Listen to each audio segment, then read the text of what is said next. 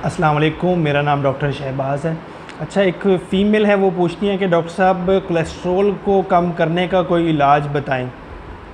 और एक्चुअली मसला ये होता है कि कुछ पेशेंट्स का कोलेस्ट्रॉल का लेवल ज़्यादा होता है, फिर वो कुछ ऐसा मेडिकेशन करते हैं, मेडिसिन का इस्तेमाल करते हैं, और कुछ ऐसा मेडिसिन इस्तेमाल करने के बाद उनका कोलेस्ट्रॉल का लेवल नॉर्मल हो जाता है, और कुछ दिनों के बाद फिर दोबारा से कोलेस्ट्रॉल हाई होना शुरू हो जाता है और उसकी अलामात आना शुरू हो जाती हैं। असल में होता क्या है कि कोलेस्ट्रॉल जब भी लिपिड प्रोफाइल करवाया जाता है तो उसके अंदर मुख्तलिफ़ किस्म के कोलेस्ट्रॉल्स आते हैं, जिसकी कुछ इकसाम है, जैसा कि ट्राइग्लिसराइड का level, serum cholesterol, HDL, LDL या VLDL का लेवल आता है। जो इसके अंदर कुछ हैं जो वो बॉडी के लिए बहुत ज़्यादा अच्छे हैं, जैसे HDL जो है वो कार्डियो प्रोटेक्टिव होता है हमारे जिस्म के लिए। अगर कोलेस्ट्रॉल HDL ज़्यादा है तो वो हमारे जिस्म के लिए बहुत अच्छा है। उसके अलावा जो ट्राइग्लिसराइड या सीरम कोलेस्ट्रॉल वगैरह होते हैं, ये हमारी बॉडी के लिए अच्छे नहीं होते। एक्सेस फैट जो बॉडी में डिपॉजिट होना शुरू हो जाती है वो यूजुअली इनकी फॉर्म में होती है, जो कि VLDL, सीरम कोलेस्ट्रॉल या ट्राइग्लिसराइड्स वगैरह की फॉर्म में होती है, जो कि बॉडी के अंदर फ़ैट की सूरत में डिपॉजिट होती है। एक्चुअली में मसला ये आता है कि कुछ पेशेंट को जब कोलेस्ट्रॉल का लेवल हाई होना शुरू होता है तो वो परहेज़ भी करते हैं, मेडिकेशंस भी टाइम पे ले रहे होते हैं।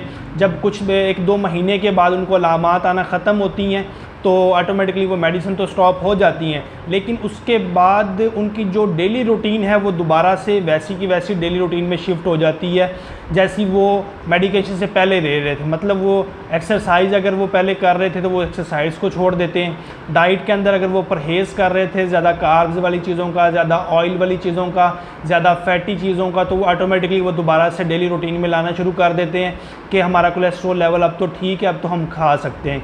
फिर दोबारा से ऐसे मरीज़ों में यही मसला होना शुरू होता है कि कोलेस्ट्रॉल का लेवल फिर से ज़्यादा होना शुरू हो जाता है।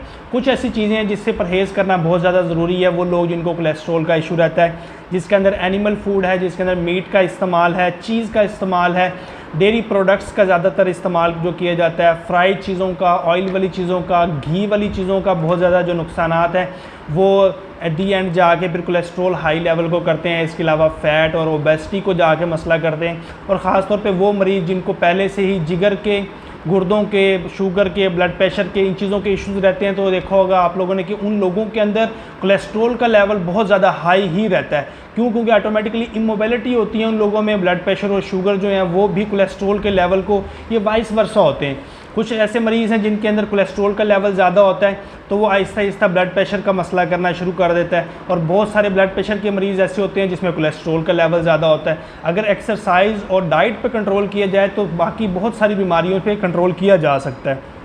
इसके अलावा इसके अंदर जो हेल्दी डाइट प्लान बनाना बहुत ज़्यादा ज़रूरी है।